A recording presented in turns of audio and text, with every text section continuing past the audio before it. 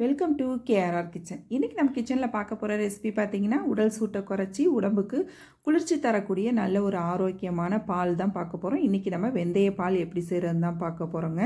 இந்த வெந்தய பால் வெந்தயத்தில் செய்கிறதுனால கசக்கும் அப்படின்லாம் நினைக்காதீங்க. கொஞ்சம் கூட கசக்காது. நீங்கள் சொல்லாமல் குழந்தைங்களுக்கெல்லாம் செஞ்சு கொடுங்க, ரொம்ப விரும்பி சாப்பிடுவாங்க. அந்த அளவுக்கு டேஸ்ட்டு ரொம்பவே அருமையாக இருக்கும். அதே போல் பார்த்திங்கன்னா உடம்புக்கும் ரொம்பவுமே நல்லது. இந்த வெயில் நேரத்தில் நம்ம ஒரு நாள் எடுத்துக்கிட்டோம் அப்படின்னாக்கா, வெயில்னால ஏற்படக்கூடிய அந்த சூட்டை குறைச்சி நமக்கு உடம்புக்கு நல்லாவே குளிர்ச்சி தரும். எப்படி செய்கிறதுன்னு நம்ம வீடியோக்குள்ளே போய் பார்ப்போம். அதுக்கு முன்னாடி நம்ம சேனலை இப்போ தான் ஃபஸ்ட் டைம் பார்க்குறீங்கன்னா சப்ஸ்கிரைப் பண்ணி வச்சுக்கோங்க. கூடவே பெல் சிம்பிள் ப்ரெஸ் பண்ணி ஆளுங்கிற ஆப்ஷனையும் ப்ரெஸ் பண்ணி வச்சுக்கோங்க. அப்போ தான் நான் போடுற வீடியோஸ் எல்லாம் உங்களுக்கு தொடர்ந்து நோட்டிஃபிகேஷனில் ஒன்றுக்கு ஒன்றே கிடச்சிட்டு இருக்கும். இப்போ வெந்தய பால் செய்கிறதுக்கு பார்த்திங்கன்னா நம்ம அரிசி வெந்தயம் ஊற வச்சுக்குவோம். அதுக்கு பார்த்திங்கன்னா நம்ம டீ குடிக்கிற கிளாஸால் 1 கிளாஸ் அளவுக்கு பச்சை அரிசி எடுத்திருக்கேன். இது வந்து பச்சை அரிசியில் தான் செய்யணும். 1 கிளாஸ் அளவு எடுத்துக்குங்க. இது கூடவே பார்த்திங்கன்னா ஒரு 2 டீஸ்பூன் அளவுக்கு வெந்தயம் சேர்த்துக்கிறேன். நல்லா குவிச்சு அளந்துக்குங்க. ஒரு 2 டீஸ்பூன் அளவுக்கு வெந்தயம். இவ்வளோ வெந்தயம் சேர்க்குறதுனால கசப்பு இருக்குன்னு நினைக்காதீங்க. கொஞ்சம் கூட கசக்காது. டேஸ்ட்டு ரொம்பவே நல்லாயிருக்கும். இப்போ இதை நல்லா ஒரு 2-3 தடவை கழுவிட்டு நம்ம ஊற வச்சு எடுத்துக்குவோம். இன்றைக்கி நான் செய்கிற அளவு பார்த்திங்கன்னா ஒரு 5லேருந்து ஒரு 6 பேர் வரைக்கும் குடிக்கலாம். அந்த அளவுக்கு வரும். இது கொஞ்சம் போட்டாலே நிறைய வரும். அதனால் உங்களுக்கு எந்த அளவுக்கு தேவையோ அதுக்கு தகுந்த அளவு ஊற வச்சுக்குங்க.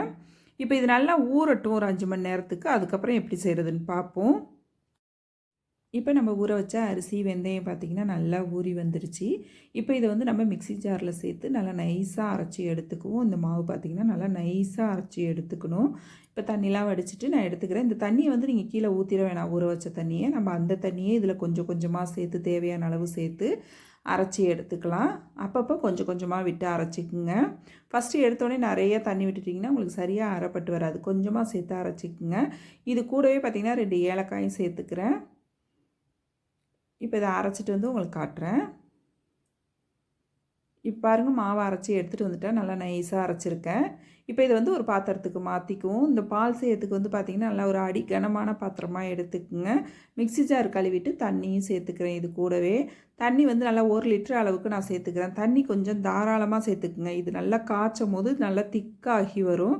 அதனால் தண்ணி கொஞ்சம் தாராளமாக சேர்த்து கட்டிகள் இல்லாமல் நல்லா கரைச்சி எடுத்துக்குங்க. இப்போ பார்த்தீங்கன்னா தெரியும் பாலோட பக்குவம். இந்த அளவுக்கு நல்லா தண்ணியாக கரைச்சி எடுத்துக்கங்க. இது ஒரு ஓரமாக இருக்கட்டும்.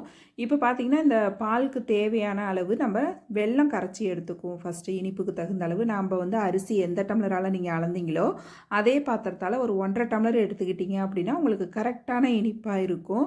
வெல்லத்தை இடிச்சிட்டு அளந்து எடுத்துருக்கேன் 1.5 டம்ளர் அளவுக்கு. இதில் ஒரு 1/2 டம்ளர் தண்ணி விட்டு கரைச்சி மட்டும் எடுத்துக்கிட்டோம்னா போதும். நமக்கு பாகுபதம்லாம் எதுவும் தேவையில்லை. கரைச்சி மட்டும் எடுத்து வச்சுக்குவோம். இதெல்லாம் நம்ம ரெடி பண்ணிக்கிட்டு செய்ய போனோம் அப்படின்னாக்கா நமக்கு செய்கிறதுக்கு ரொம்ப ஈஸியாக இருக்கும். அதனால் வெல்லம் ஃபஸ்ட்டு நம்ம கரைச்சி எடுத்துக்குவோம். வெல்லத்துக்கு பதிலாக வந்து நீங்கள் கருப்பட்டி சேர்த்திங்கன்னா டேஸ்ட்டு இன்னும் ரொம்ப நல்லாயிருக்கும். என்கிட்ட இப்போ கருப்பட்டி இல்லை, அதனால் நான் வெல்லம் சேர்த்துருக்கேன். இருந்துச்சுன்னா கண்டிப்பாக கருப்பட்டி வச்சு ட்ரை பண்ணி பாருங்கள். டேஸ்ட்டு ரொம்ப அருமையாக இருக்கும். இப்போ இதிலே பார்த்திங்கன்னா ஒரு 1/4 டீஸ்பூன் அளவுக்கு உப்பு சேர்த்துக்கிறேன். அடுப்பில் வச்ச உடனே பார்த்திங்கன்னா இதை கைவிடாமல் நீங்கள் கலந்து கொடுத்துக்கிட்டே இருக்கணும். ஏன்னா இது திக்காகி வரும்போது கட்டி தட்டும். அதனால் வந்து கைவிடாமல் கலந்து கொடுத்துக்கிட்டே இருங்க. கரண்டிக்கு பதிலாக நீங்கள் விஸ்கு வச்சு கூட கலந்துக்கலாம். அது கலக்கிறதுக்கு உங்களுக்கு இன்னும் கொஞ்சம் நல்லா ஈஸியாகவே இருக்கும். இப்போ பாருங்கள், முந்திக்காக நல்லா திக்காகி வந்திருக்கு பாருங்கள். அடுப்பை வந்து மிதமான தீயில் வச்சுக்கோங்க. அதிகமான ஃப்ளேமில் வைக்கக்கூடாது. மிதமான தீயில் வச்சு கலந்து கொடுத்துட்டே இருந்தீங்கன்னா மாவு வெந்து நல்லா இந்த பக்குவத்துக்கு வெந்துடும். மாவு நல்லா வெந்து வந்தால் தான் அந்த வெந்தயத்தோட வாசனை இல்லாமல் நமக்கு சாப்பிட்றதுக்கு நல்லாயிருக்கும். அதனால் இது போல் இந்த அளவுக்கு வேக வச்சு எடுத்துக்குங்க. நல்லா மாவு வெந்ததுக்கு அப்புறம் பார்த்திங்கன்னா நம்ம கரைச்சி வச்சுருக்க அந்த வெள்ளை தண்ணியை வடிகட்டிட்டு சேர்த்துக்கிறேன். சேர்த்து விட்டு நல்லா கலந்து விட்டுக்குங்க. நல்லா பொறுமையாக ஒத்தாப்பில் கலந்து எடுத்துக்குங்க.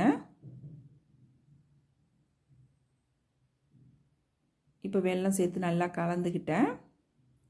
கலந்துக்கிட்டதுக்கு அப்புறம் பார்த்திங்கன்னா நல்லா ஒரு பெரிய தேங்காய் மூடி எடுத்து திருவி நல்லா தேங்காய் பால் எடுத்து வச்சுருக்கோம் 1/2 லிட்டர் அளவுக்கு. அந்த தேங்காய் பாலை இப்போ இதில் சேர்த்துக்கிறேன்.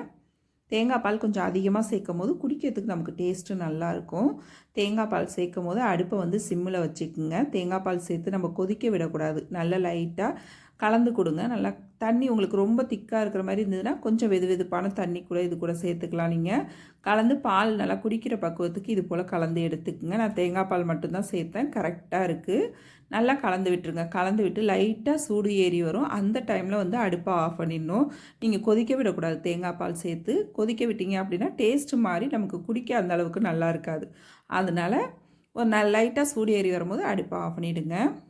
அவ்வளோதான், நம்மளோட வெந்தய பால் பாருங்கள் ரொம்ப சூப்பராக அருமையாக ரெடி ஆகிடுச்சு. நீங்களும் இந்த வெந்தய பால் ரெசிப்பியை நான் சொன்ன அளவுகளோட சொன்ன பக்குவத்தோடு செஞ்சு பாருங்கள். டேஸ்ட்டு ரொம்பவே அருமையாக இருக்கும், உடம்புக்கும் ரொம்பவுமே நல்லதுங்க. வெந்தய பால் ரெசிப்பியை ட்ரை பண்ணி பார்த்துட்டு எப்படி இருக்குன்னு எனக்கு கமெண்ட் பண்ணுங்கள். இதே போல் வெந்தய களி ரெசிப்பியும் நம்ம சேனலில் போட்டிருக்கேன். அதோட லிங்க் வந்து டிஸ்கிரிப்ஷனில் கொடுக்குறேன், தேவைப்படுறவங்க செக் பண்ணிக்கோங்க. இந்த ரெசிப்பியும் ட்ரை பண்ணி பார்த்துட்டு எப்படி இருக்குன்னு எனக்கு கமெண்ட் பண்ணுங்கள். என்னோட இந்த ரெசிபி பிடிச்சிருந்ததுன்னா லைக் பண்ணுங்கள், ஷேர் பண்ணுங்கள். மறக்காமல் நம்ம KRR கிச்சனை சப்ஸ்கிரைப் பண்ணி வச்சுக்கோங்க. நாளைக்கு வேற ஒரு ரெசிபியோட சந்திப்போம். தேங்க்ஸ் ஃபார் வாட்சிங்.